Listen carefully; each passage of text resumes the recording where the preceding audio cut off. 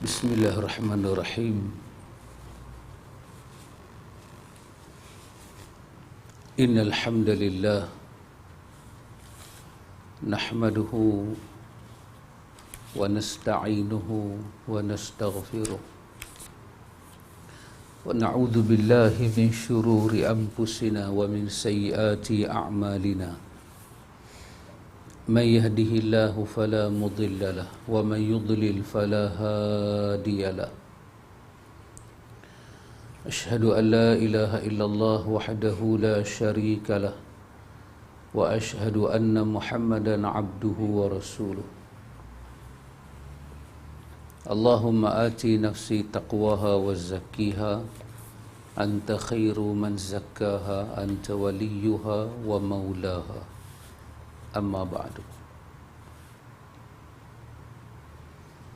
Ikhwatul iman, ikhwatu fi din, a'azakumullah wa uhibbukum fillah.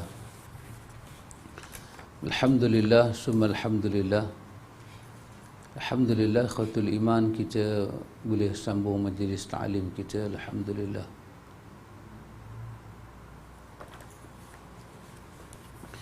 Kita baca satu tulisan daripada Ustaz Yazid bin Abdul Qadir Jawas, iaitu tentang dunia lebih jelek daripada bangkai kambing. Maksudnya kita nak tengok dari segi Tuhan menilai dunia. Tuhan menilai dunia. Tuhan berhak menilai sebab dia pembuat kepada dunia. Dan kita menilai menurut penilaian Tuhan. Kita berhenti Pak Amir muka surat 1 Qadimah 24 hari bulan. Cik Pak Amir kata dia Bismillahirrahmanirrahim. Ini adalah khutbatul hajah. Lepas tu dia bawa ayat muka surat 2 sampai muka surat 3. Dia ulang khutbatul hajah. Saya tak bacalah, kita dah banyak kali dia duk terang tentang khutbatul hajah. Cuma sikit muka surat 3 tu saya nak ingatkan, ini Nabi sebut amma ba'du fa inna khairal hadithi kitabullah wa khairal hadi hadi Muhammadin sallallahu alaihi wasallam. Ataupun kita boleh baca wa khairal huda pun boleh baca, sirah dia sama. Kita boleh baca wa khairal hadi hadi Muhammad ataupun wa khairal huda huda Muhammad. Wa syarral umur muhdatsatuha fa inna kulla muhdatsatin bid'ah wa kulla bid'atin dalalah wa kulla dalalatin finnar. Hadis ini ada banyak riwayat Muslim, riwayat selain daripada Muslim. Ini bukan saja dia hadis, tapi Nabi ulang benda ni.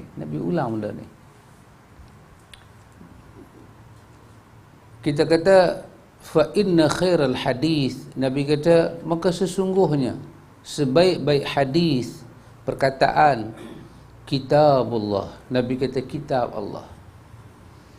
Wa khairal hadi, sebaik-baik hadi, petunjuk, hadi Muhammadin sallallahu alaihi wasallam, adalah petunjuk Muhammad. Wa syarral umur, Nabi kata seburuk-buruk umur. Dia tak kata syarral amr dengan mufrad, dia kata dengan jamak. Wa syarral umur, Nabi kata semua urusan itu akan jadi buruk. Bahasa kita kata semua keburukan itu ada pada urusan muhdatsatuha. Semua syar, semua keburukan berhimpun, semua perkara, kita kata umur, perkara, semua benda, semua kelakuan yang buruk-buruk tu, Nabi kata semuanya berhimpun pada muhdatsatuha. Muhdatsatuha masdar dia hadatsa. Hadatha, macam kita kata hadas kan, daripada perkataan hadatha fi'al madhi. Apa makna hadatha? Benda yang datang. Benda yang datang. Muhdatsatuha, kerana mim itu ada di depan, dia nak merujuk kepada apa? Wa syarrul umur, seburuk-buruk urusan, seburuk-buruk perkara, muhdatsatuha. Yang Nabi kata, yang kamu reka, kamu buat sendiri.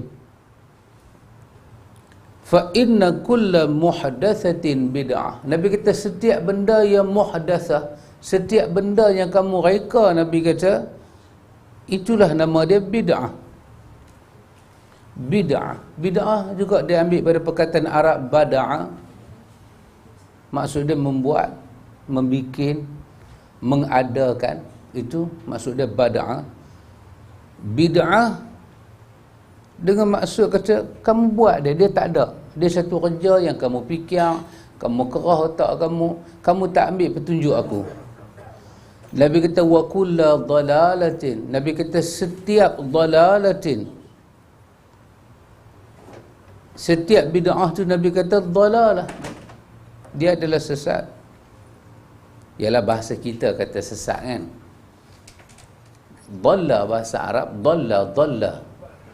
Kalau kita kata dhallal ba'ir, maksud dia unta tu tak jumpa jalan asal dia. Maknanya dia pergi keling lah. Bahasa kita lah kata sesat kan. Ataupun dhalla ni kita kata keluar daripada garis sana. Tu cuma bahasa kita kalau kata sesat tu bunyi macam teruk sangat lah kan. Teruk sangat lah. Pasal kita sesat ni tak sembahyang tak sesat lagi. Cakap main nombor ekor tak sesat. Sesat ni macam Ayah Pin lah. Ayah Pin, Tuhan Harun, tu sesat lah. Tapi perkataan dhalalah di sini Nabi kata setiap yang bid'ah itu dhalalah. Setiap yang bid'ah tu tak duduk di atas jalan aku. Dia bukan jalan aku, Nabi kata. Wa kullu dhalalatin, dan setiap yang dhalalah tu Nabi kata finnar. Wallahu ta'ala alam, hanya Allah Maha mengetahui ikhwan macam mana kita nak faham hadis ni. Tapi kalau sekadar kita melihat kepada sirah dia, susunan hadis itu, kita akan dapat petunjuk. Pertama, Nabi kata sebaik-baik hadis, perkataan, sebutan adalah kitab Allah. Al-Quran dia wahyu, la raiba fihi. Tak boleh nak diragukan. Lepas tu Nabi kata sebaik-baik hidayah, sebaik-baik pertunjuk adalah petunjuk Muhammad. Dia sebut sebaik-baik petunjuk dia. Lepas tu dia kata seburuk-buruk urusan Nabi kata adalah apa yang kamu reka. Kalau kita berhenti dalam situ ikhwan, kita boleh faham terus kenapa muhdatsatuha ni dikatakan syarrul umur, kerana dia meninggalkan kitab Tuhan, dan dia meninggalkan khairul hadis, dan dia meninggalkan khairul hadi. Dia meninggalkan sebaik-baik ungkapan, dan dia tinggalkan sebaik-baik petunjuk. Dia tinggal. Maka bila dia tinggal, dia pergi buat benda baru. Dia tak mau tengok Quran, dia tak mau tengok sunnah, dia pergi reka baru. Maka Nabi kata itu syarrul umur. Jangan ingat kata baik Nabi kata syarrul umur muhdatsatuha. Ya, kamu tinggalkan Quran, kamu tinggalkan sebaik-baik petunjuk, kamu reka. Dan Nabi kata setiap yang kamu reka itu adalah bid'ah.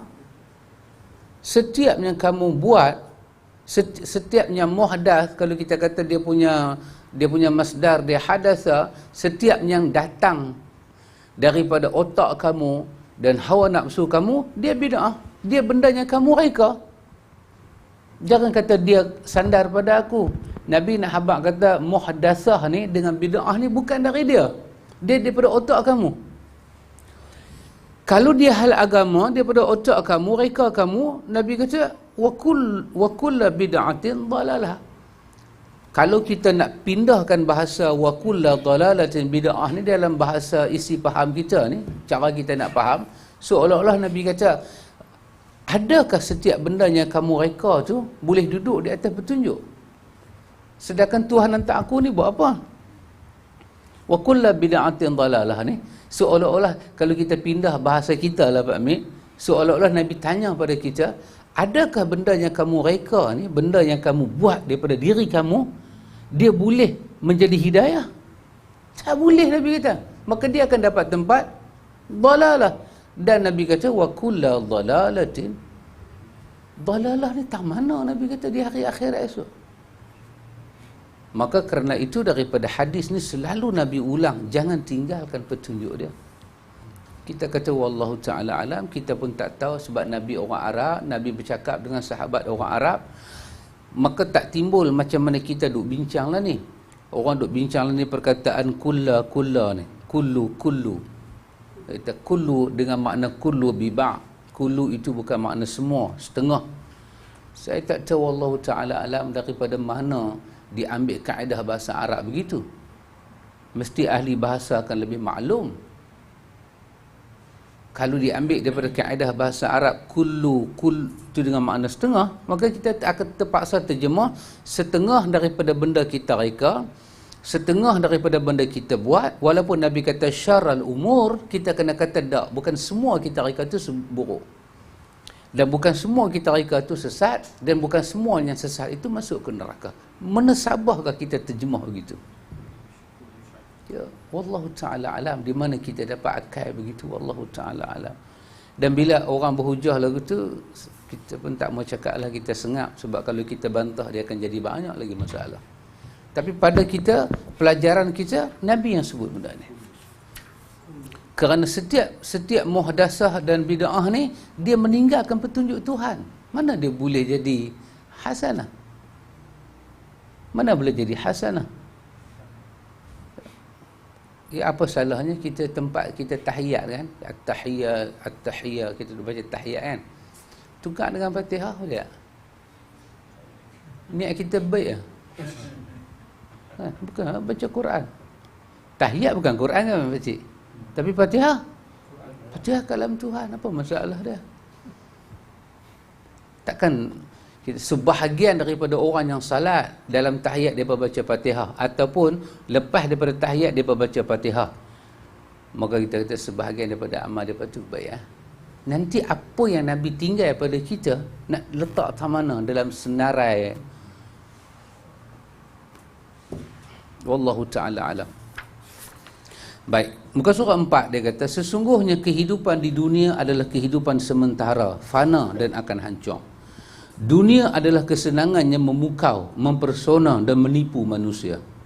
Dunia ini dilaknat dan dilaknat apa yang ada di dalamnya. Apa maksud laknat, ikhwan?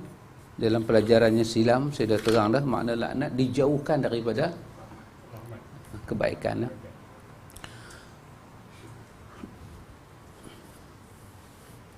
Apa dalam ayat Quran Allah kata,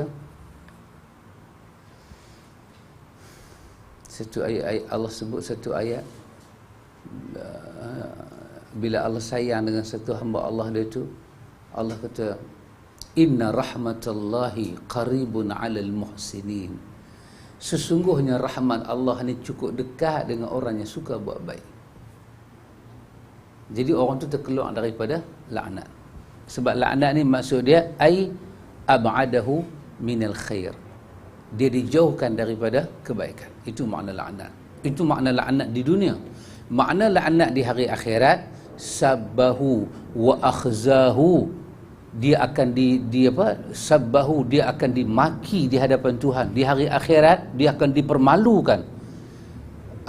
Azahu, dia akan disakiti oleh Tuhan. Dan dia akan dijauhkan daripada syurga. Itu makna laknat di akhirat. Laknat di dunia maksud dia apa? Dijauhkan dia daripada rahmat Tuhan. Dia jauh daripada kebaikan yang membawa dia dekat dengan Tuhan. Itu makna laknat. Maka dunia ini dilaknat. Banyak dalam dunia ni kalau kita dipukau oleh dia, dia akan bawa kita jauh daripada Tuhan. Baik harta, baik kehidupan, baik apa sekalipun. Sabda Nabi SAW, ala inna dunya mal'unatun mal'unun ma fiha illa zikrullah wa ma walahu wa alimun au muta'allimun. Nabi kata apa dalam hadis Tirmizi ni, hadis Abu Hurairah, hadis ni hadis hasan. Nabi kata ala ni maksud dia ketahuilah. Ataupun kita boleh pakai juga bahasa kita ni, ala ni maksud dia apa? Orang tengah duk sembang-sembang, kita kata ala. Maksud dia apa? Sudahlah, penamat dia lagu ni, tak mau cakap banyak. Itu maksud dia ala. Allah kata alladzina amanu wa tatma'inna qulubuhum bi zikrillah. Ala bi zikrillahi tatma'innul qulub. Allah kata orang yang beriman tenang hati depa dengan ingat pada Allah. Lepas tu Allah kata ala, sudahlah Tuhan kata. Tak mau cakap banyak dah. Kamu tak akan dapat tenang kalau kamu tak ingat kepada Allah. Kamu tidak ingat pada Allah, hati kamu tak akan jadi tenang. Jadi ala, Nabi kata sudahlah, tak mau dah cakap pasal dunia, nak cakap macam ni aja. Nabi kata sesungguhnya dunia itu mal'unatun, dilaknat. Sesungguhnya dunia itu ada banyak benda dalam dia menjauhkan kita dengan Tuhan kalau tidak dihati-hatikan. Mal'unun ma fiha, setiap benda yang buat kita jauh daripada Tuhan itu dikutuk di akhirat nanti. Tuhan akan kutuk di hari akhirat nanti. Nabi kata illa, melainkan Nabi kata dalam dunia ni zikrullah, zikir kepada Allah. Wa ma walahu, apa dia? Walahu, ketaatan kita kepada Allah dengan ikhlas. Kita taat Allah dengan ikhlas. Nabi kata alimun, Nabi kata orang alim, orang yang ada ilmu. Au muta'allimun, ataupun orang yang muta'allim, orang yang belajar ilmu. Hadis ini menunjukkan bahawa bolehnya melaknat setiap sesuatu yang menjauhkan kita dari Allah dan membuat lalai untuk berzikir kepadanya. Kita boleh mencela dalam dunia ni semua benda yang melalaikan kita. Kita boleh cela. Tapi syarat dia lalai. Dan sifat-sifat kelalaian tu kena ada. Apa saja. Pasal itu Quran kata apa kat kita? Quran kata, ya ayyuhalladzina amanu la tulhikum amwalukum wala auladukum an zikrillah. Wa man yaf'al zalik fa ulaika humul khasirun. Allah kata, wahai orang yang beriman, janganlah harta kamu, anak pinak kamu menyebabkan kamu tak ada masa ingat pada Allah. Siapa yang terjebak dengan kehidupan yang macam ni, dialah orang yang sangat rugi di sisi Allah di hari akhirat. Maka daripada hadis ni ada satu faedah tuan kitab kita kata, iaitu kita tak salah pun kita kutuk benda-benda yang melalaikan. Kita marah, tak salah. Tak hang ni apa dengar muzik, tengok TV sampai tak sembahyang, tak salah cakap lagu tu. Orang kata hang ni alim sangat lah, nak alim sangat duduk dalam gua. Suruh kita duduk dalam gua Pak Mik. Dia seorang duduk dalam bandar, kita duduk dalam gua. Banyak cantik. Semua yang ada di dunia adalah permainan dan senda gurau saja, kecuali zikir Allah dan segala sesuatu yang menghantar kepada hal tersebut. Apa saja duduk dalam dunia ni, dia kata semuanya, Quran kata apa? La'ibun, mainan. Lahwun, gurau-gurau macam tu. Kecuali dia kata zikir kepada Allah, zikir yang ikhlas. Dunia pada hakikatnya tidak dicela, tetapi celaan dituju kepada perbuatan hamba di dalamnya, kerana dunia merupakan jambatan dan lintasan menuju syurga ataupun neraka. Tetapi ketika dunia ini dikuasai oleh syahwat, kelalaian, syahwat dalam bahasa Arab maksud dia apa? Keseronokan. Orang Melayu kalau kata syahwat, maka tuan kat Ali ya. Salahlah faham syahwat lagu tu. Syahwat bermakna keseronokan, kelalaian, dan berpaling daripada Allah dan negeri akhirat. Yang ni yang dikutuk. Maka itulah yang menguasai penduduknya dan apa yang ada di dalamnya, mengalahkan namanya, dan nama tersebut menjadi dicela secara mutlak. Dia kata pada hakikat dunia tidak dicela, tapi yang dicela cara kita duduk dalam dunia, dan bila kita ambil dunia tu sampai kita melupakan pencipta dunia.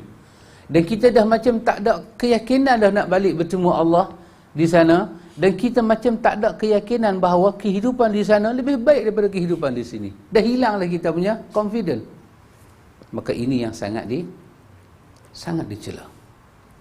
Jika tidak seperti itu, maka dunia bisa menjadi bangunan dan ladang akhirat serta perbekalan menuju syurga.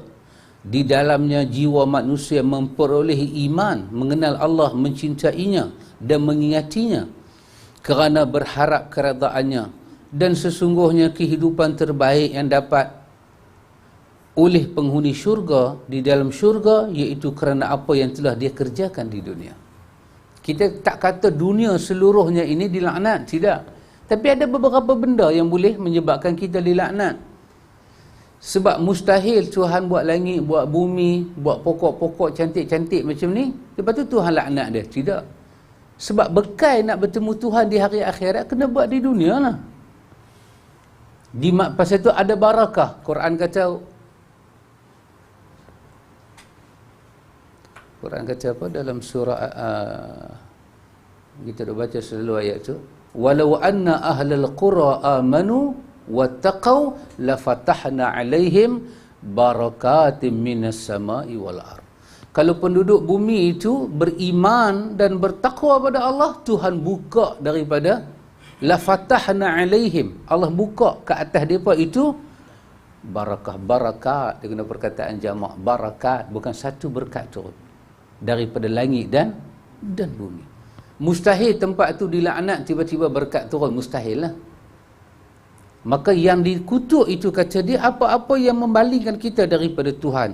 Dan cukuplah pujian dan keutamaan untuk wali-wali Allah di dunia tersebut yang mereka dapat dari kesejukan mata, kesenangan hati, kegembiraan jiwa, kelazatan roh dan nikmat yang tidak ada bandingannya dengan nikmat mengingatinya, mengenalnya, mencintainya, beribadah kepadanya, bertawakal kepadanya, kembali bertaubat kepadanya, suka dan senang mendekatinya, merendahkan diri kepadanya, kenikmatan bermunajat kepadanya, mengharap kepadanya, menghadap kepadanya, menyibukkan diri dengan beribadah kepadanya dan berpaling dari selainnya.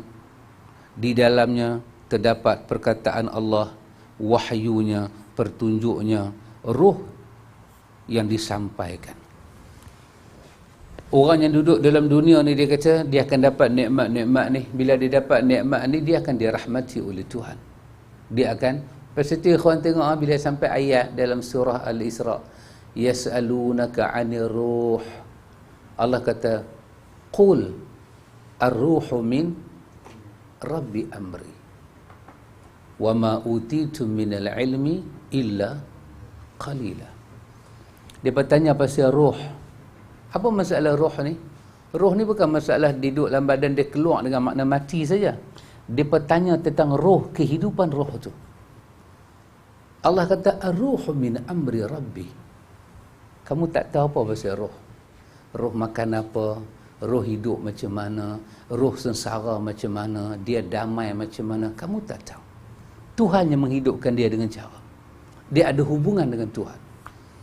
Kita kata roh kita senang, seronok macam mana, Allah kata hampa tak tahu.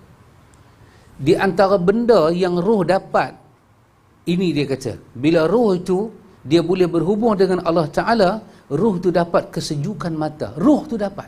Roh tu rasa nikmat ibadat. Roh tu rasa sengsara kalau dia tidak hadap diri daripada Tuhan. Dalam doa iftitah kita katakan, kita kata apa? Inni wajjahtu wajhiya lilladhi fatara samawati wal ard. Aku hadapkan wajah aku kepada Allah. Imam Ghazali kata, yang kita hadap wajah tu wajah dalam kita, wajah roh kita pada Tuhan. Kita hadapkan roh kita, fa aqim wajhaka lid-dini hanifa. Allah kata hadapkan roh kamu pada aku. Inilah agama yang lurus. Sebab kita tak akan rasa nikmat agama kalau wajah ni, muka zahir ni beradab dengan Quran, tapi roh kita terbang ke tempat lain, perasaan kita terbang ke tempat lain, tadabbur, manfaat kita tak akan dapat. Tapi bila berhubunglah wajah ni, wajah zahir ni dengan wajah yang batin ni dia berimpun satu tempat, itulah kita panggil khusyuk, istiqamah, khudu', tawadhu', dia berimpun. Rasa tu dia berimpun. Maka Allah kata urusan ni urusan Tuhan dengan hamba dia. Wa ma utitu minal ilmi illa qalila. Kamu tak diberi pengetahuan tentang benda ni melainkan sikit sangat. Sikit sangat kita tahu tentang urusan roh ini berhubung dengan Tuhan. Sikit sangat. Maka dalam dunia ni, kata dia, ada orang rasa nikmat dengan bertaubat kepada Allah. Ada orang rasa nikmat dengan tawaduk daripada Tuhan. Ada orang rasa nikmat dengan dia sibukkan diri dia beribadah pada Tuhan. Dia mula rasa sengsara bila dia berpaling daripada Tuhan. Dia rasa sangat. Quran kata, وَمَنْ أَعْرَضَ عَنْ ذِكْرِي فَإِنَّ لَهُ مَعِيشَةً ضَنْكَ. Allah kata siapa yang berpaling daripada ingat Allah, Allah akan bagi dia hidup dalam keadaan sangat dhanka, sempit, resah. Yang rasa dhanka ni, kata Imam Ibn Qayyim, adalah perasaan dia. Dia hanya rasa dunianya luas ni sempit, bukan hakikat dunia tu menyempit. Perasaan dia, tekanan hidup. Dia tertekan dengan tu, tertekan dengan ni, dia rasa sempit sampai dia peringkat nak bunuh diri. Allah kata, وَمَنْ أَعْرَضَ عَنْ ذِكْرِ. Ibn Qayyim bawa contoh apa? Contoh ayat daripada surah Al-Hasyr. Allah kata, لَوْ أَنْزَلْنَا هَذَا الْقُرْآنَ عَلَى جَبَلٍ لَرَأَيْتَهُ خَاشِعًا مُتَصَدِّعًا مِنْ خَشْيَةِ اللَّهِ. Kalau Quran itu turun pada bukit, kamu akan dapati, kata Allah, bukit itu akan beku. Dia akan khusyuk dan dia boleh bergoncang. Tapi Ibn Qayyim kata bukit itu, kalau dia faham Quran dan Quran turun pada dia, dia jadi macam tu. Tiba-tiba kau bayang, kata Ibn Qayyim, Quran telah masuk dalam dada para anbiya dan rasul. Mereka tidak hancur pun, bahkan mereka dengan aman dan tentera membawa amanah Al-Quran. Sesungguhnya jiwa para anbiya lebih pejai daripada bukit yang beku, dia kata. Dengan amanah mereka membawa amanah Al-Quran. Bukit diturunkan Quran, akan bergerak bukit itu. Tapi para rasul, mereka dapat wahyu Tuhan dengan tenang. Mereka menghadapi ujian. Inilah kekuatan roh, kata Imam Ibn Qayyim, yang Allah beri kepada hamba-hamba dia. Dan siapa pun tak boleh menghurai benda ni. Lagu mana hati para anbiya jadi macam tu. Maka betul lah tuan kitab ni kata, dalam dunia ni manusia akan rasa satu nikmat bila dia berhubung dengan Tuhan. Dia mula akan rasa nikmat. Ibnu Aqil dan selainnya mengutamakan keutamaan ibadah di dunia dari kenikmatan syurga. Oh, ini bunyi macam kasar sikit. Ini orang disebut nama, ada ulama nama Ibnu Aqil. Dia kata apa dia? Beribadat, perasaan beribadat dalam dunia ni, sebenarnya perasaan tu lebih nikmat daripada masuk syurga. Tak tahu cik. Orang tua kata hanya jauh hari mengenal merdeka. Kata siapa yang dia masuk dalam dunia peribadahan ikhlas dengan Tuhan, dia akan rasa benda ni. Orang dulu sakit minum zam-zam, baca doa, hilang. Orang lah sakit beli zam-zam, lagi tambah sakit. Pasal apa? Zam-zam mahal sangat lah ni. Tak ada minum, beli dah penyakit. Allahu Akbar. Kan beza kan? Apa yang dia rasa dengan zam-zam ni? Sampai Ibnu Qayyim, Imam Ibnu Qayyim, Abu Bakar Ibnu Al-Arabi, Ibnu Jauzi, mereka ada bab dalam buku mereka tentang fadilat zam-zam. Dan mereka cerita pengalaman mereka tentang minum zam-zam. Ibn Qayyim kata, aku rawat penyakit ni, aku tanggung hanya dengan dua, dengan zam-zam dan dengan Al-Quran. Dan aku sihat. Masa tu tak tahu lah doktor pakar macam mana, klinik, hospital macam mana, saya tak tahu lah kan. Masa tu zam-zam pun nak kena lepas masuk, tarik dengan timba kan. Naik ke atas, sorang-sorang beratok. Lalu ni buka pik aja, perung zam-zam keluar. Tapi tak ada banyak penyakit yang Zam-Zam dapat rawat kita. Adakah kerana Zam-Zam hilang barakah ataupun kitanya hilang keyakinan? Kitanya ada masalah. Inilah yang mereka lakukan di dunia. Adalah hak Allah atas mereka, dan itu kenikmatan di syurga adalah keberuntungan dan nikmat mereka. Kata dia, manusia ni duduk dalam dunia, dia akan rasa ibadat, nikmat, kerana itu adalah urusan, itu adalah hak yang Tuhan bagi pada dia. Bila manusia itu masuk dalam syurga, itu adalah hak dia. Dia masuk dalam syurga, itu adalah hak dia setelah dia rasa nikmatnya beribadah dengan Tuhan. Maksud nikmat ibadah ni, dalam Imam Ibn Qayyim kata, maksud ibadah dengan Tuhan ni bukan maksud pergi sembahyang 24 jam sampai dai tak angkat daripada tanah. Tidak. Maksud ubudiyah. Ubudiyah. Dia rasa redha, dia rasa seronok ketika dia boleh berubudiyah pada Tuhan. Apa makna ubudiyah? Dia memberi wala' kesetiaan pada seluruh perintah Tuhan. Dia beribadah dengan Tuhan dengan ikhlas. Maka Imam Ibn Qayyim kata apa dia? Dia kata sesungguhnya ubudiyah jiwa lebih besar daripada ubudiyah badan.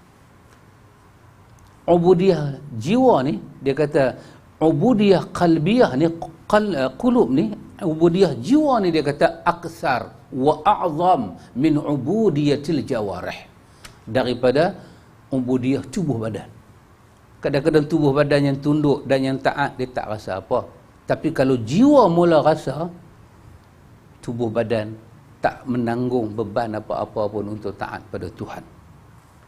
Kata dia, seorang hamba di dunia ini diperintah untuk menjadi orang asing atau orang yang sedang dalam perjalanan, dan ia diperintah untuk mempersiapkan diri termasuk orang yang pasti mati. Dia automatik, ikhwan, kita akan jadi gharib, kita akan jadi orang asing bila kita duk kejak benda yang di depan kita, Pak Amir, kan? Kita nak pergi ke depan. Biasa kita bawa kereta, kita mak ada kita biasa tengok pemandangan macam ni, kan? Semua orang queue, tiba-tiba ada kereta duk potong dengan cepat. Dia jadi kereta pelik, Dia mesti ada benda dia nak ambil, kan? Mak ada dia sakit perut. Tu pun kita pun tak tahu apa. Tapi dia pelik, semua orang akan tengok awak dia laju sangat. Dalam kesesakan tu semua sesak, semua jam. Tiba-tiba dia duk menyelam, datang ambulans, dia ikut belakang tu. Semua manusia jam dengan hidup. Tiba-tiba ada orang yang dia berubudiyah pada Tuhan. Manusia yang tidak berubudiyah akan tengok dia pelik. Awak dia ni teruk sangat, awak dia ni pelik sangat, awak dia ni lain sangat. Begitulah sifat dia. Seorang hamba di dunia dilarang mengambil semua yang diinginkannya. Allah Tabaraka wa Ta'ala dan Rasulnya Sallallahu Alaihi Wasallam melaknat hamba dinar dan dirham dan mendoakan buruk kepada mereka agar celaka dan tersungkur, kata dia. Apabila kita jadi abidu dinar wa darahim, kita jadi hamba. Dinar dan dirham jadi Tuhan. Tak ada dia, kita tak boleh hidup. Tak ada dia, kita mula mengamuk. Tak ada dia. Nabi pernah sebut dalam hadis Abu Umamah, hadis Abi Daud. Imam Abi Daud kata hadis yang sahih. Nabi bagi tanda orang yang ada iman dan jiwa dia baik. Nabi kata apa dalam hadis? Nabi kata, man ahabba lillah wa abghadha lillah wa a'ta lillah wa mana'a lillah faqad istakmala imanu. Nabi kata, siapa yang kalau dia boleh mencintai kerana Allah, dia boleh marah kerana Allah, dia memberi kerana Allah, dia tak bagi pun kerana Allah, dia tahan satu pun kerana Allah, Nabi kata itulah tanda sempurna iman dia. Tapi nak dapat lagu tu aja nah. Kita biasa tak bagi pasal geram ah. Kita marah pun pasal kita geram ah. Ada ustaz Johor, kan, ustaz apa nama kena tangkap.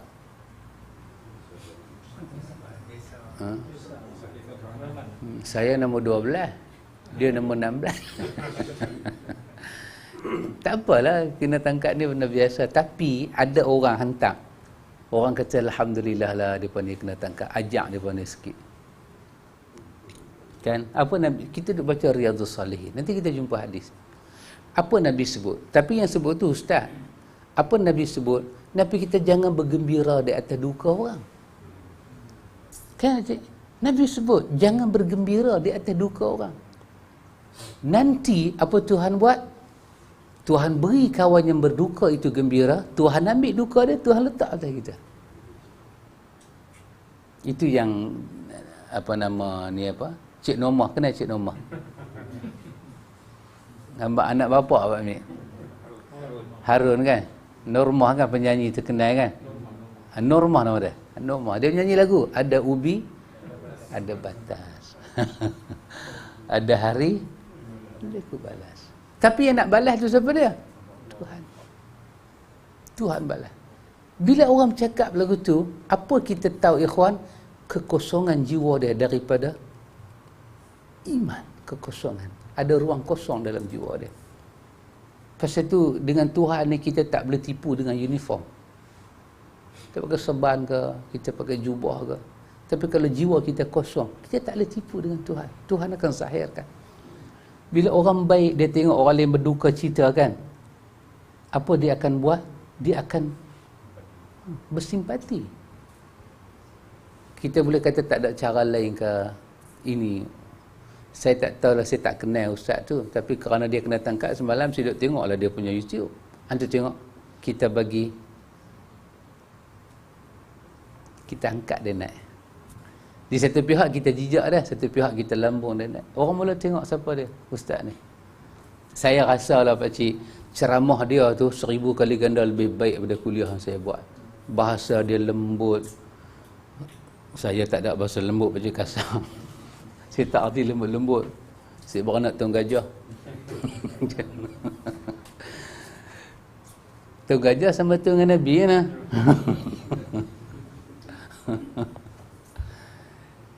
Saya tengok dia punya ceramah bahasa, dia pakai kitab yang dia pakai, ilmu yang dia miliki sering macam langit dengan bumi kan saya. Kalau saya kena okey lah, tapi orang macam ni. Tapi best bila ada ustaz kata, bagus, dia kena tangkap. Bagus. Bila kita kata bagus pada duka citanya orang tanggung, Tuhan menzahirkan kita tidak ada hubungan baik dengan Tuhan. Sebab itu bukan ajaran Tuhan. Quran sebut pada kita, la yajrimannakum syana'anun la yajrimannakum syana'anun ala qaumin alla ta'dilu i'dilu huwa aqrabu littaqwa. Janganlah kerana benci kamu pada satu kaum, kau bertindak tidak adil pada dia. Quran kata, adil lah. Kerana adil itu hampir dengan takwa. Lebih-lebih lagi bila ayat ni turun pakcik, Nabi hantar sahabat Nabi pergi kutip jizyah kepada Yahudi. Apa sahabat Nabi kata? Sahabat Nabi kata, aku ni kalau disuruh tengok khinzir dengan qiradah, kalau disuruh tengok khinzir dengan kera ni, aku lebih suka daripada tengok muka hangpa. Aku tak suka dekat hangpa Yahudi. Tetapi telah turun ayat, aku tak dibenarkan zalim hangpa. Ayat ni berkenaan dengan Yahudi. Apatah lagi orang itu orang Islam. La yu'minu ahadukum hatta yuhibba li akhihi ya ma yuhibbu li nafsihi. Ni apa nama? Kita ada buku kita Bidayah wa Nihayah. Kita buka bab nama Abu Bakar tu, kita akan tengok hidup Abu Bakar. Dalam itu pun sama dalam apa nama Hilyah Aulia. Ada satu di situ Bidayah wa Nihayah tu ada satu cerita Abu Bakar. Abu Bakar jadi khalifah pakcik. Orang ni memang bersalah. Datang, lepas tu dia buat muka sedih, dia kata, Abu Bakar, tolonglah aku, tolonglah aku, tolonglah aku. Abu Bakar kata, kau bersalah, kau patut dihukum. Dengan air mata kan, di jalan dia pergi. Lepas tu Abu Bakar tengok air mata dia turun, Abu Bakar panggil, Ta'al ya Fatah. Mai sini wahai orang muda, aku tolong kamu. Dia kata, tadi hang hambat aku, hang kata nak hukum kan? Pasal apa pula hang nak tolong aku? Abu Bakar kata, Bila aku tengok ayat mata hang turun, aku terfikir, apakah nasib aku di hadapan Tuhan kalau aku merayu depan Tuhan seperti kau merayu depan aku. Semoga dengan aku tolong kau, wahai anak muda, Tuhan akan tolong aku di hari akhirat nanti. Manusia ni ada iman. Kita bila tengok orang, kita sedang melondehkan roh kita kepada masyarakat. Roh kita londeh. Kita bagi tahu, kita kasar. Inilah kita duk baca ni, ikhwan. Dia kata apa? Dunia ini juga indah dan manis. Yakni membuat mata takjub dengan keindahannya dan hati takjub dengan manisnya. Rasulullah SAW memerintahkan untuk menjaga dan berhati-hati terhadapnya, sebagaimana laki-laki menjaga dan berhati-hati terhadap fitnah wanita. Tamak terhadap dunia dan kepimpinan serta kemuliaan akan merosakkan agama, sebagaimana dua serigala yang dilepas di tengah kumpulan kambing, bahkan lebih merosakkan daripada itu. Nanti dalam hadis kita akan jumpa Nabi buat contoh apa, ikhwan? Nabi buat contoh, kata dilepas serigala di hadapan kambing.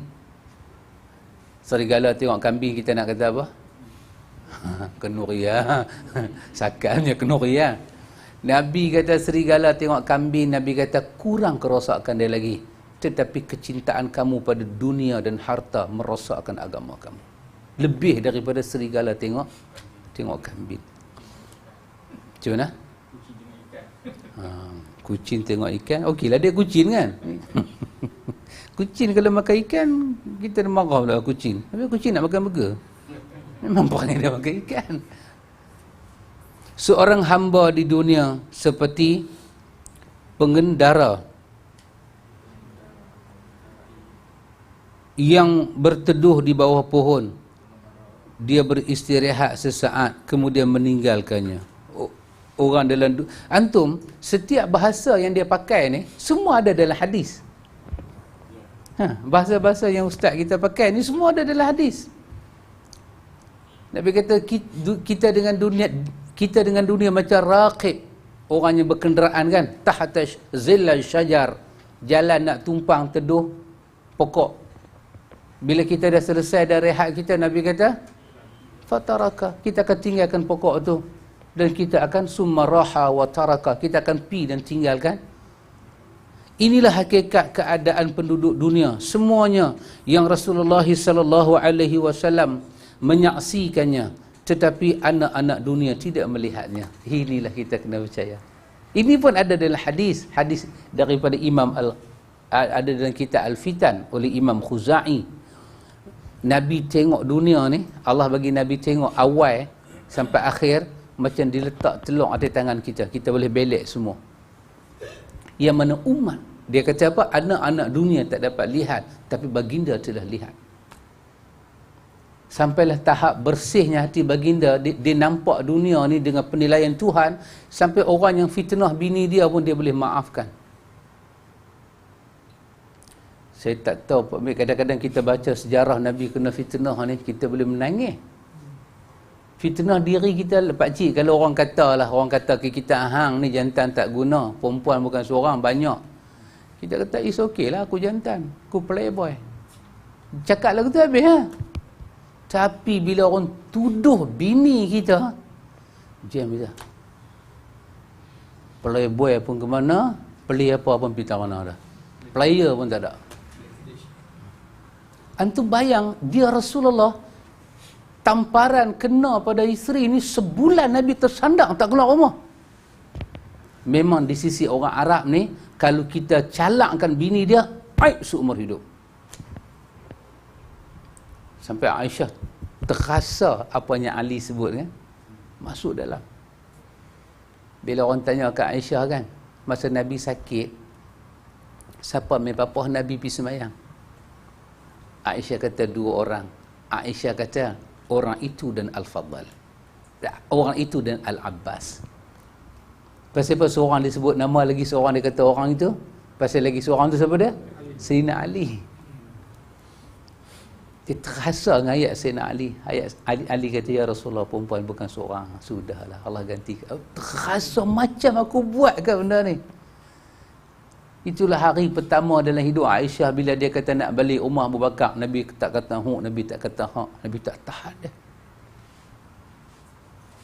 Luka masuk dalam.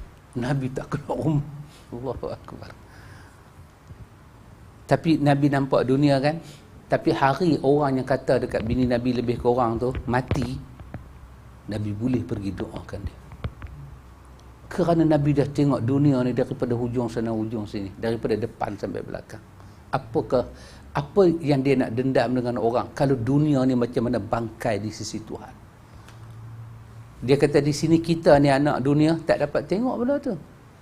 Pasal itu untuk melihat benda tu kita terpaksa berjalan di atas jalan Rasulullah supaya kita dapat perasaan tu. Macam mana dia dapat? Rasulullah SAW mengkhabarkan bahawa mayat akan diikuti oleh keluarganya, keluarga, harta dan amalnya. Maka keluarga dan harta kembali dan yang tetap tinggal adalah amalnya. Dahsyat, saya kagum dengan penulis ni. Bahasa dia tu hadis. Bahasa dia tu hadis. Bahasa kita lah kan. Kita tak ada bahasa hadis. Bahasa dia tu hadis. Rasulullah, antum bayang kalau hadis ni sentiasa terbayang pada kita, bila kita akan jadi mayat dan mayat akan keluar daripada rumah, akan diikut dengan semua, tiba-tiba amal kita saja akan teman. Tak tahu apa akan jadi dengan kita. Apa akan jadi dengan kita? Rasulullah SAW bersumpah bahawa beliau tidak mengkhawatirkan kefakiran atas sahabat-sahabatnya, tetapi yang beliau takut adalah dunia. Mereka berlomba-lomba untuk meraihnya dan akhirnya dunia itu melalaikan mereka dari mengingati Allah dan dunia membinasakan mereka. Masa bila Nabi sebut benda ni hadis ni. Hadis cakap ni hadis. Bila Abu Ubadah balik daripada Bahrain, yang subuh tu, biasa-biasa orang tak banyak, tiba-tiba ramai orang subuh pagi tu. Nabi kata, aku tahu hampa balik ni pasal Abu Ubadah balik kan daripada Bahrain. Nabi kata, aku tak takut hampa miskin, tapi aku takut dibuka dunia pada hampa seperti mana dibuka pada umatnya. Maka mereka pun mengambil dan mereka binasa dengan dunia, dan kamu akan binasa, Nabi kata. Rasulullah SAW mengkhabarkan bahawa yang dimiliki anak Adam daripada harta hanya 3. Apa yang telah ia makan lalu habis, atau apa yang ia kenakan lalu usang. Usang ni kira lama kot dah habis dah. Yang dah dipakai nah. Rahim Ma'ruf kot buat satu lagu, Istananya Usang. Tengok loh. Oh, menanti bukan usang. Yang tu usang. Ma'ruf jugalah. Orang Ma'ruf dah ada Rahim Ma'ruf. Sedap lagu dia tu. Itu yang dia lupa Quran lah. Dan atau apa yang ia sedekahkan, maka itulah yang terus mengalir kepadanya. Masalah dia ikhwan, masalah dia kita tahu benda ni, tapi cuma masalah dia tak mau terpahat masuklah hati. Yang jadi milik kita yang kita sedekahkan, yang jadi kepunyaan kita yang dah kita pakai. Itulah dunia kita. Yang duk ada tak pakai duk dalam bank ni semua paraid. Tapi macam kita kan, alhaakumut takatsur. Kita akan kata, pasal apa nisbah kita kaya, nisbah angka dalam bank. Pasal apa kita miskin, nisbah angka dalam bank. Kekayaan diukur dengan hak tu, kekayaan diukur dengan hak ni. Tapi kayakah kita kalau yang kita sedekah tu korang dan kita nak pakai manfaat ada di negeri sana? Payah nak bagi dia terpahat masuk dalam hati itu. Allahu Akbar. Rasulullah SAW mengkhabarkan bahawa cukup bagi anak Adam makanan yang dapat menegakkan punggungnya, sepertika dari makanan, sepertika dari minuman, sepertika untuk menapas. Tak ada, ustaz tak boleh buat ni. Tak boleh buat, pakcik. Kita makan, pakcik, bukan kata makan melantak, pakcik. Lama duk pergi ceramah, orang bagi ayam, orang bagi kambing tu dia punya gearbox. Tak makan kata sombong, kan? Ajat orang Al-Fadhil. Makan besok picit kencing manis naik. Sebelum ke ceramah tak ada kencing manis, lepas ceramah ada kencing manis. Tengok apa Nabi kata. Nabi kata tidaklah seorang hamba mengisi bejana yang lebih buruk daripada perutnya. Cukuplah bagi manusia makanan, suapan yang dapat menegakkan punggungnya. Maksud dia apa? Bila dia makan, kan kita lapar, pegang perut nak berdiri tak ni kan. Cukuplah bila kita makan kita boleh jalan makik sembahyang. Malu cik kita baca tajuk ni. Pasal macam silap dia baca buku ni. Macam ambil penyapu sidai atas muka. Cukuplah bagi manusia makanan, suapan yang dapat menegakkan punggungnya. Jika memang harus diisi perutnya, kalau betul yang kena makan juga, Nabi kita makan sepertiga. Maka sepertiga untuk makanan, sepertiga untuk minuman, dan sepertiga untuk pernafasan. Sebahagian para ulama kata hadis ini dhaif. Sebahagian kata dhaif, tapi At-Tirmizi kata hadis ini hasan. At-Tirmizi kata hadis ini hasan. Wallahu ta'ala alam. Tapi madmum daripada hadis ni, madmum maksud dia apa? Yang dapat kita faham daripada hadis ni, Nabi tak bagi kita isi uncang perut kita sampai tulang belakang kita hak tegak tadi bongkok balik. Tadi awal bongkok pasal lapang, makan-makan tegak balik. Lepas tu dia bongkok balik pasal kenyang. Hak tu Nabi tak bagi. Maka ukuran kita makan ni, kita tak boleh kata sepinggan saya makan, lepas tu sahabat makan. Bila sahabat nak tambah, saya kata hai pinggan sudah, aku makan pinggan kenyang, makan tak kenyang. Tak, bukan ukuran tu. Apa yang saya makan kenyang pada saya, apa yang sahabat makan kenyang pada sahabat, apa yang sahabat makan kenyang tapi tak menundukkan balik, maka sahabat tak masuk dalam larangan. Tapi kalau saya makan 2 pinggan, kira bawa perut pergi depan, pakcik. Tak makan pun perut pergi depan dah. Tambah kita makan. Maka ukuran makan tak boleh sama. Maka kita, ikhwan, kena jaga bahasa kita. Bila kita tengok orang makan, jangan duk pergi ketahan ni melantakkan mentah ke darah. Tak boleh. Satu pasal apa tak boleh? Pasal kadar penghadaman tak sama. Tak boleh sama. Dia, selera dia ada dan penghadaman berlaku dan pencernaan tu berlaku, dan dia tak mengah apa 2 pinggan. Tak mengah apa 2 pinggan. Sehingga umur 25, 26 pakcik kan, main lagu umur larut lagu kita ni. Lain lah kan. Setengah pun kita dah naik, bila makan setengah naik tangga. Tergolek terus. Tapi umur 25, 26 ni, dia makan 2-3 pinggan, tak ada apa-apa. Maka jangan kita kata hang ni mentah ke darah. Tak, itu bahagian dia. Tapi dia kena pastikan dalam ukuran pemakanan dia, tulang belakang dia tak tunduk balik kerana menanggung kekenyangan dan akhirnya dia tak boleh ibadat pada Tuhan. Yang tu dia kena jaga. Jadi kita tak payah letak ukuran itu. Mungkin doktor lah boleh habaq pada kita. Tu pun doktor boleh cadang. Doktor tak boleh halang kita makan. Pasal apa? Dia boleh bagi ubat pada kita. Dalam hadis ni dia kata, terdapat petunjuk untuk kesihatan badan, kesihatan hati, badan, agama dan dunia. Tu dia pakcik. Hadis sependek tu ada 4 faedah dia. Bagaimana hati nak sihat, bagaimana badan nak sihat, dunia nak sihat, dan bagaimana agama kita nak sihat. Artinya di antara benda yang merosakkan agama kita, lupa dengan makan. Kadang jahat tu pakcik. Pasal apa jahat? Dia pun ni jahat, saya kata. Dia pun sebelum ceramah buat dia pahabak siap-siap menu. Betul Ustaz main malam ni tak? Insya-Allah dia bagi satu macam punya. Kalau kita duduk di rumah, kita rasa macam buat dosa besar. Dia gambar pada kita, kalau kita tak main kita rugi. Lalu kita pergi tu mau pergi bau pula tengah ceramah tu wangi kan. Dia memang kacau. Betul ya? Makanan bagi rosak agama, makanan bagi rosak dunia. Betul kan? Lawyer kita pegang kes baru ni kan, durian RM35 punya pasal satu nyawa melayang. RM35 Satu nyawa ambil pi. Tu bayang tu. Betul dia merosakkan badan dan hati. Rasulullah sallallahu alaihi wasallam mengkhabarkan bahawa kekayaan hamba di dunia ialah kaya hati, bukan kayanya harta.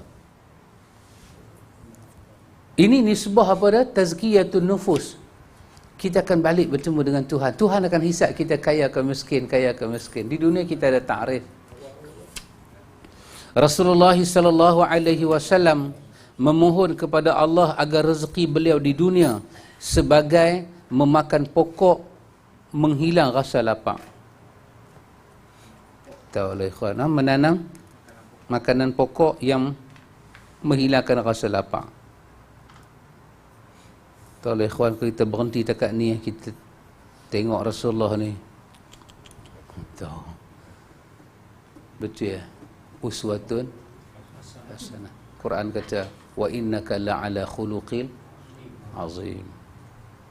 Doa Rasulullah mendoakan keberuntungan bagi orang yang rezekinya cukup setelah ia diberi petunjuk untuk masuk Islam. Betul. Nabi kata tentang apa ini?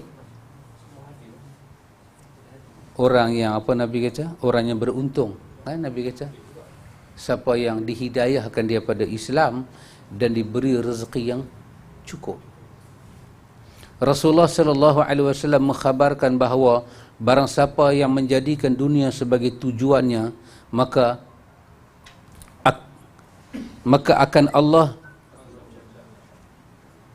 Jalla wa Ala jadikan kefakiran di depan matanya, mencerai-beraikan urusannya, dan tidak akan datang kepadanya kecuali apa yang ditetapkan untuknya. Rasulullah sallallahu alaihi wasallam menolak ketika Allah akan menjadikan untuknya emas seluas Makkah. Lalu baginda berkata, "La ya Rabbi, walakin ashba'u yawman wa aju'u yawman. Fa idza ju'tu tadarra'tu ilayka wa zakartuk. Wa idza syabi'tu syakartuka wa hamidtuka." Nabi kata, tidak ya Rab, tetapi aku kenyang sehari dan lapar sehari. Jika aku lapang, aku merendahkan diri padamu dan mengingatimu. Dan jika aku kenyang, aku memujimu dan bersyukur kepadamu. Hadis ini sebagai ulama kata dhaif. Tapi At-Tirmizi kata hadis ini hasan, Albani kata dhaif. Dhaif mungkin dhaif dari segi sanad, tetapi mafhum hadis ini sahih. Inilah Rasulullah, dia tak tamak dengan dunia. Kan ada hadis riwayat daripada At-Tabrani juga, hadis yang sama dinilai dengan hasan ataupun dhaif kan. Nabi puasa kan, bila balik ke rumah tanya pada Aisyah nak makan apa, Aisyah kata tak ada apa kan. Hari pertama, hari kedua, hari ketiga, berapa hari puasa Ramadan macam tu kan. Masuk hari ke berapa itu Nabi dah kira sahur ayam, Pak Mik boleh bayang Pak Mik duduk ni Mbak Nina Nabi kekasih Allah tak dapat kurma. Apa punya ujian ni? Ujian betul-betul membersihkan roh Nabi Muhammad. Zaman lah Pak Mik kan, duduk di Madinah tiba-tiba tak rasa sebiji buah kurma, kita dah jangan duk pergi pelemah. Hampir Madinah ke hampir Danau. Hampir mana betul-betul corok mana, hampir corok Tok Kum ada kurma. Allah nak uji kekasih dia, tak ada sebiji buah kurma. Tapi saya katakan sebagai ulama mendhaifkan riwayat ni, tapi sebagai menghasankan. Kita hanya ambil manfaat riwayat itu saja. Memang maksud zuhur tak boleh tahan. Pagi sahur makan minum ayam, buka puasa tak boleh tahan. Masuk beberapa hari bila sahabat keluar daripada masjid waktu zuhur dalam bulan Ramadan, Nabi tak boleh tahan. Nabi tak ada tangan. Nabi kata, Allahumma inni ashku ilaika inni ju'an wa atsha. Nabi kata, ya Allah, aku mengadu pada Hang, ya Allah, aku lapar, aku dahaga, ya Allah. Fa'at'imni ma'indak. Bagilah rezeki daripada Hang aku, ya Allah. Bila Nabi doa lagu tu, ribut. Di luar ni jadi ribut. Tiba-tiba Allah hantar malaikat turun. Malaikat kata, janganlah sebut hang lapar, hang dahaga Muhammad, jangan sebut. Kami akan turunkan khazanah. Ambillah, pergi belilah makanan, apa hang nak makan. Nabi ucap doa yang kita baru baca tadi. Nabi kata, dah ya Allah, sehari bagi aku makan. Sehari aku tak mau makan. Hari yang aku dapat makan, aku nak puji Hang ya Allah, aku nak syukur pada Hang ya Allah. Adapun hari yang aku tak ada makan, aku nak merayu meminta pada Hang. Maka Allah turunkan ayat, wala sawfa yu'tika rabbuka fatarda. Apa saja yang Muhammad nak, tunaikanlah hajat dia. Ini Nabi yang kita disuruh ikut dia. Allahu Akbar. Rasulullah sallallahu alaihi wasallam mengkhabarkan bahawa tidak tersisa di dunia kecuali cobaan dan fitnah. Rasulullah sallallahu alaihi wasallam mengumpamakan dunia dengan apa yang keluar daripada anak Adam ketika buang air. Walaupun awalnya enak dan lazat, maka seperti itulah akhirnya. Nanti kita akan jumpa hadis dalam ni, Nabi nak bagi sahabat faham dunia tu. Nabi kata, apa yang hang makan, makin enak hang makan, makin busuk dia keluar, Nabi kata. Itulah dunia. Itulah dunia, Nabi kata. Hari ni kita makan apa atas dunia, kan? Besok depan Tuhan hang nak jawab, Nabi kata. Kita makan sedap. Kalau kita makan semua sedap-sedap, lepas tu kita kena sembelik 4 hari. Apa jadi yang kita? Nanti maki ya perut, dah je. Kita maki ya. Apa ni tak pergi tandas 3-4 hari. Nabi kata dalam dunia hampa kaut habis-habisan. Bila sampai depan Tuhan, hampa kata apa? Ma aghni anni maliya halaka anni sultaniya. Kita kutuk harta kita. Pasal apa aku kaya sangat? Pasal apa aku ada kuasa? Allah kata khuzuhu faghulluh. Tak mau dengar apa Allah kata, ikat dia dan baling masuk dalam neraka. Itulah kehidupan di dunia. Makin banyak kita makan, makin banyaklah kita sediakan najis kita. Makin sedap kita rasa di mulut, makin busuklah dia akan keluar. Rasulullah sallallahu alaihi wasallam, untuk takat tu untuk kita dapat betul-betul petunjuk daripada Nabi ya. Kadar zuhud yang kita akan dapat apa Amir nah. Apa yang kita ada kita tak bersungut. Kita bukan siapa-siapa bagi petunjuk ni. Rasulullah bagi petunjuk ni pada kita. Ada Jamal adalah, tak ada lah. Tapi minta bagi ada lah kan. Ya Allah. Rasulullah sallallahu alaihi wasallam mengkhabarkan bahawa hamba-hamba Allah tidak terlena dengan kenikmatan dunia jika di depan mereka ada syurga. Maka mereka tidak reda dengan kenikmatan dunia sebagai ganti daripada kenikmatan akhirat. Syurga ni ada dengan nikmat dia, neraka itu ada dengan kesengsaraan dia. Cumanya nak bagi hati kita sangkut dekat dia ya. Apa nak buat? Nak buat macam mana cik? Nak bagi khasa dia peluk. Quran katakan apa? Innamal mu'minuna alladhina idza zukirallah wajilat qulubuhum. Wajilat ni maksud dia apa? Kita kata gementak kan, tapi wajilat ni sentuh. Kita bila kena current, bila kita zukirallah, kita ingat pada Allah. Bila kita ingat pada Allah, jantung kita ni macam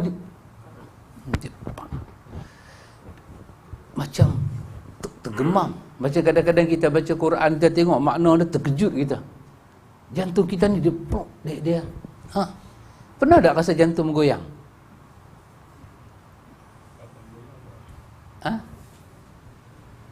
Masa kita kecil-kecil dulu, kan kita duduk naik basikal, bila turun macam tu kan, rasa jantung tinggal macam tu.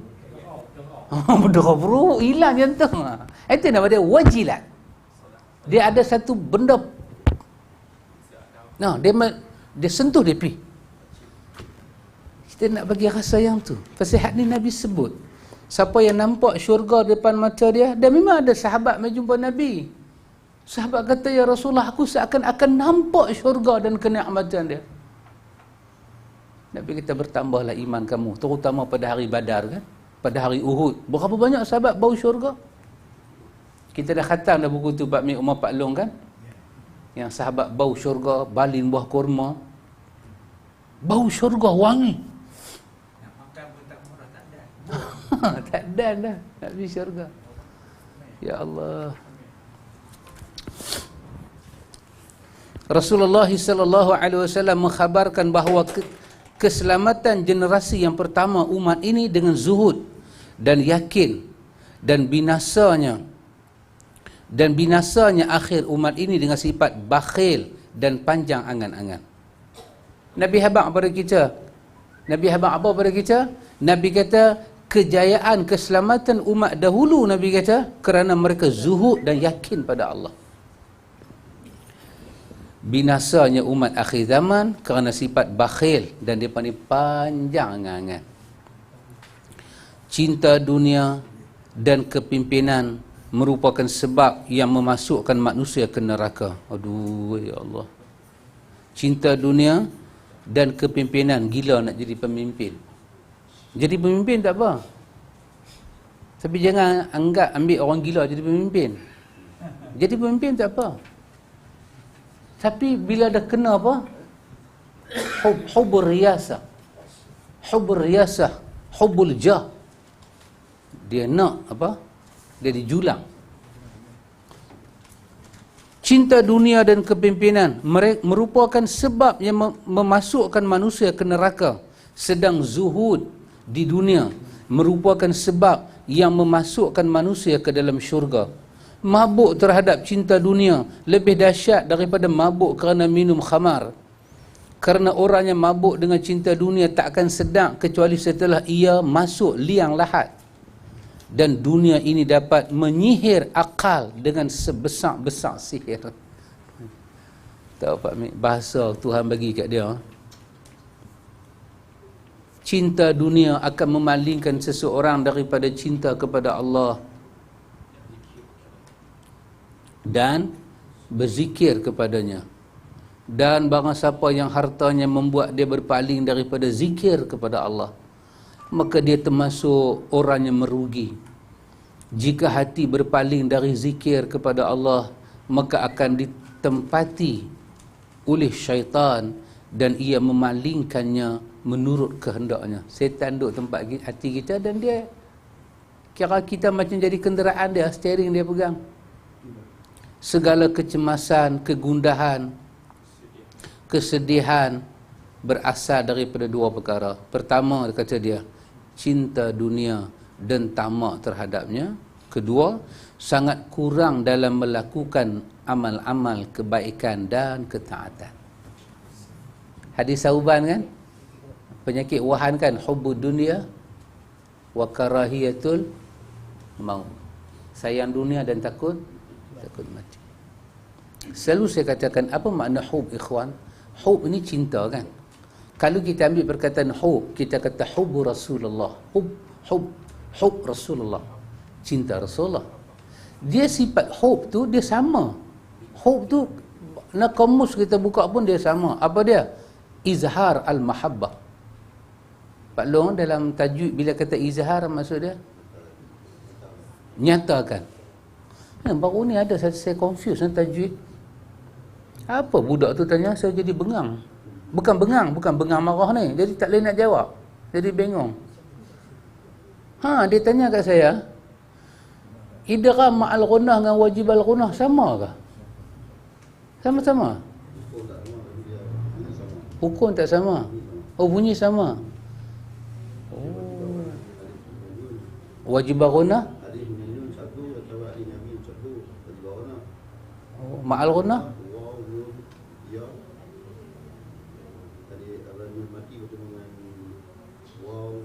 Lebih panjangnya. Oh, macam tu. Oh. Yang tu Mak Al-Ghunah. Mak Al-Ghunah 2 huruf. Oh. Saya kena main dengan budak tu. Kata Ustaz, sama ke Mak Al-Ghunah dengan Wajib Al-Ghunah? Kata budak ni dia kena sekeh dengan aku kan. Tanya budak kita tak tahu. Oh ni tak sama lah. Bunyi sama. Dengung tu sama lah. Okay. Apa dia hub? Hub izhar al-mahabbah. Menzahirkan benda yang kita cintai. Tadi saya nak kata tadi hukum izhar kan? Nyatakan kan? Tak silap saya alik huruf izhar. Alik ke hamzah? Alik hamzah kan huruf izhar kan? Kena tak boleh sembunyilah kan? Tak boleh buat dia macam ikhfa. Dengung pun tak boleh. Kena terangkan, jelaskan huruf dia. Jadi bila kita sebut hub dalam bahasa Arab, dia izhar al-mahabbah. Nyatakan, jangan sembunyi benda yang kita cinta. Kalau kita ambil hub Rasulullah, maka nyatakan, jangan sembunyi cinta pada Nabi dan jangan sorok cinta tu. Kalau kita kata hub dunia, maksud dia orang tu dia tak boleh sembunyi, dia akan tunjuk. Bila dia hub dunia, ni khafiyud daddu, maksud dia akan sorok benda yang berlawanan. Khafi kan, daripada khafi jadi ikhfa kan. Ikhfa maksud dia sorok-sorokkan kan, tak nyata dan tak dengung kan, setengah-setengah. Izhar, tunjuk ke semua. Jadi bila kita tunjuk ke semua sayang kita dengan dunia, apa yang akan kita sorok? Akhirat. Kita tak akan tunjuk kita sayang akhirat, dia akan jadi sorok-sorok. Nampak tak nampak sama banyak. Tengok ke puasa macam nak akhirat lah, tapi tengok cara raya sayang dunia sangat. Maka kalimah hub itu, apabila orang terkena sayang pada dunia, dia tak boleh bohong kata dia nak simpan saja, tak boleh. Sebab hub bermakna izhar al-mahabbah, dia kena zahirkan. Maka demikianlah kita dengan akhirat. Bila kita ada jiwa hubbul akhirah, hub jannah, kita cinta dengan syurga, kita cinta dengan akhirat, tak boleh sorok perasaan tu, kena tunjuk. Kita cinta pada Rasulullah, tak boleh sorok, kena tunjuk. Kata dia, sebagaimana cinta dunia merupakan pokok maksiat secara lahir, maka dia juga merupakan pokok maksiat hati. Di antaranya benci, hasad dengki, iri, sombong, bangga, bongkok ke congkak? Congkak bahasa dia apa kan? Yang tu jongkak bermegah-megahan. Ini semua kerana hati telah terisi penuh dengan cinta dunia dan ia menghilangkan rasa syukur. Kerana pokok syukur adalah mengosongkan hati dari cinta kepada dunia. Hanya kepada Allah lah kita memohon taufiknya. Hanya Allah lah boleh tolong kita dalam bab ni, ikhwan. Takat itulah kita boleh kata. Pasal apa manusia kena iri hati? Pasal dia takut lah nikmat tu pergi pada orang tu, tak dapat ke dia.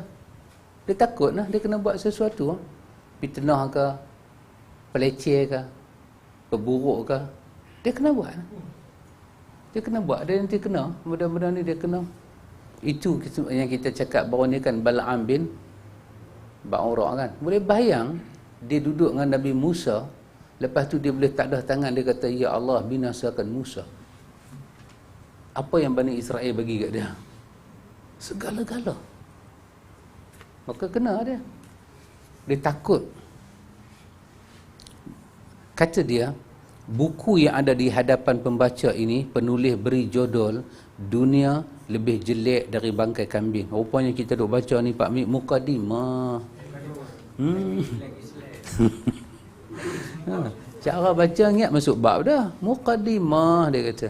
Dia habaklah dia bubuh buku ni nama Dunia Lebih Jelek dari Bangkai Kambing. Judul ini penulis ambil daripada hadis Nabi SAW yang sahih. Tajuk dia tu hadis Nabi. Sengaja penulis beri jodoh tersebut supaya manusia tidak tamak dan tidak tertipu dengan dunia. Kita tumpang jasa dia lah kan, dia buat jasa. Tak kalau hadis ni duk tersimpan dalam kitab Arab, tak jumpa lah kita kan. Tapi dengan dia pergi terjemah lagu ni, Allah Akbar, kita makan jasa orang, Allah makan jasa orang banyak. Dia kata semua manusia pasti merasa jijik, kotor, bau dan tidak mau dekat dengan bangkai kerana baunya tidak enak. Tetapi kenyataannya kerana dunianya manis dan indah ini banyak membuat manusia tertipu. Banyak manusia yang tidak ingat, tidak berfikir dan lalai bahawa mereka pasti mati dan pasti kembali kepada Allah. Kita melihat manusia banyak yang berlomba-lomba mengejar dunia dan terus-menerus berbuat maksiat sehingga mereka lupa akan kewajipan kepada Allah dan kepada orang-orang yang punya hak. Akhirnya banyak manusia yang mati dalam keadaan su'ul khatimah, akhir kehidupan yang jelek. Oleh kerana itu, penulis menyusun buku ini untuk memberi nasihat kepada penulis sendiri dan semua kaum muslimin agar kembali kepada Allah dan beribadah kepadanya sebelum ajal tiba. Semoga buku ini bermanfaat bagi penulis dan segenap pembaca, dan semoga Allah Ta'ala menjadikannya sebagai amal saleh yang diterima di sisinya pada hari kiamat, di mana saat itu tidak berguna anak, harta, kecuali orang yang datang menghadap Allah Ta'ala dengan hati yang selamat. Semoga selawat dan salam dilimpahkan kepada Nabi Muhammad sallallahu alaihi wasallam, juga kepada keluarga dan para sahabatnya dan orang-orang yang mengikuti jejak beliau sallallahu alaihi wasallam sampai hari kiamat. Akhirnya buku ini dapat penulis selesaikan dalam beberapa bulan dengan pertolongan Allah. Kata dia, alhamdulillahilladzi bi ni'matihi tatimmus salihat. Maka buku dia siap pada bulan Maret. Bulan apa? Mac. Bulan 3.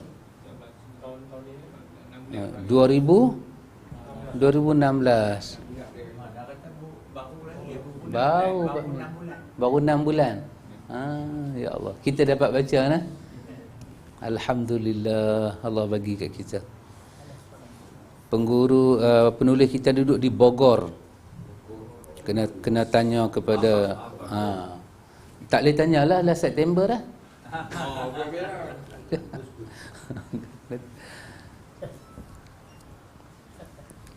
Kita ikhwan, alhamdulillah Allah Ta'ala bagi sikitlah masa kita boleh mengaji. Ibn Qayyim kata apa ikhwan? Ibn Qayyim kata muhibbud dunia, orang yang dengan dunia ni, Ibn Qayyim kata kalau dia dengan dunia ni dia tak ada masa dengan hidayah Tuhan. Ibn Qayyim kata kita akan tengok dalam hidup dia tak akan lari daripada satu daripada tiga urusan hidup. Ibn Qayyim kata muhibbud dunya la yanfakku min thalas. Dia kata orang yang pencinta dunia ni, dia sibuk dengan dunia, dia tak akan lepas daripada satu daripada tiga perkara. Ibn Qayyim kata aku tengok benda ni. Apa dia? Dia akan kena hammun lazimun. Apa dia kena Pak Amir? Kita panggil gundah gulana. Dia bila main satu urusan kat dia tu Pak Amir, urusan tu akan buat dia jadi tak tenang. Gundah gulana. Dan gundah tu lazim. Ada mak lazim kan dalam? Makna tajuk mak lazim kan ada?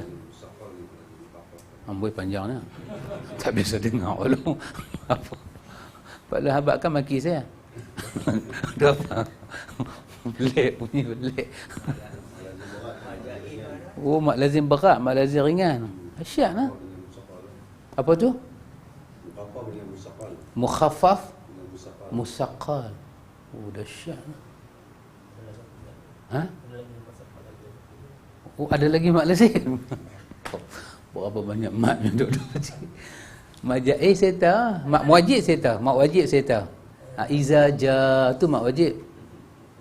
Cara nak kenal tak salah, tapi saya tahulah tentang situ. Ada orang abang saya. Apa makna iza? Alamak.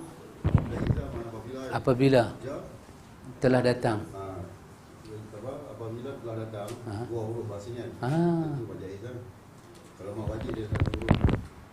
Mai yasha huruf tiga hamzah. Itu mak wajib. Asal satu huruf satu kalimah. Alamak. Kalau dua kalimah mak jaiz. Oh, macam tu. Oh, tak boleh tolak ansur ah. Oh, izaja bukan mak wajib lah. Oh. Ha? Pak Long ajak tajwid boleh tak? Oh, Jumaat depan Pak Long ajak tajwid. Insya-Allah.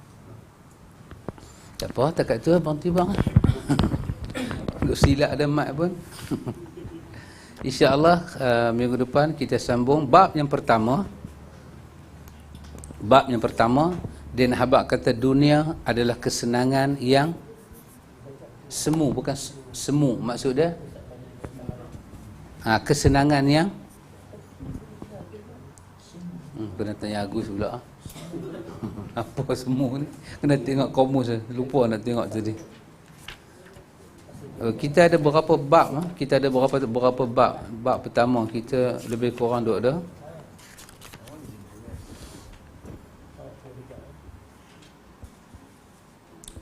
16 bab cik. 16 bab banyak juga lah. Ini kita mengaji tasawuf lah nama dia. Melihat berdasarkan hadis-hadis Nabi insya-Allah. Wallahu a'lam. Saya tak puasa ni.